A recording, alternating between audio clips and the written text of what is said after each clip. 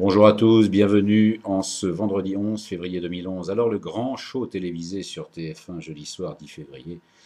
Quelques malheureux Français sur le plateau qui ont servi, comme c'était prévisible, de faire valoir.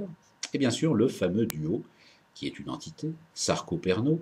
L'un apporte la soupe au chef qui la sert aux Français. Ce qui est impressionnant, c'est qu'arriver à dire en 2h33 ce qui tient en 10 minutes maxi, même si on est habitué au délayage sarkozien, c'est fort. Et la question qu'on se pose, c'est qu'est-ce qu'ont bien pu faire les 8 millions et quelques de téléspectateurs en même temps? Le repassage pour certains, écrire un poème pour la Saint-Valentin pour d'autres. Il paraît qu'il y en a qui ont fait l'amour devant l'écran, ce qui peut se comprendre. Baiser devant celui qui nous baise toute l'année, la boucle est bouclée. Les fidèles de ce genre d'intervention ont pu s'absenter plusieurs fois pour aller pisser sans perdre le fil, puisque le texte est quasiment le même à chaque fois. Ce qui fait que les magistrats n'ont pas eu de réponse, car il y a 6 mois, ce n'était pas d'actualité. Les Français invités ont, paraît-il, été déçus, enfin, ceux qui espéraient quelque chose.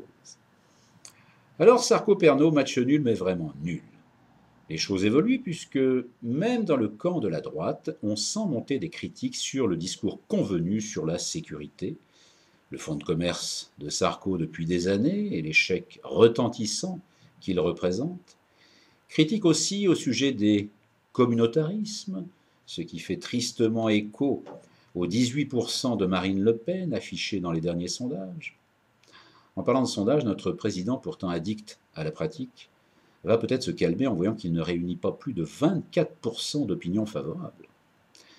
Certains observateurs s'amusent de la flagornerie de Pernot face au président provisoire, mais il est au maximum de ses possibilités journalistiques.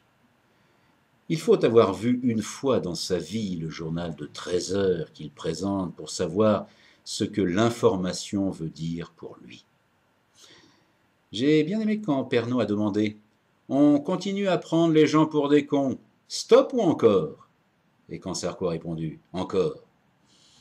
J'ai l'air de me moquer alors qu'en fait, je suis tout à fait heureux de la prestation présidentielle qui devrait, selon toute vraisemblance, le faire passer rapidement en dessous de la barre des 20% de satisfaits.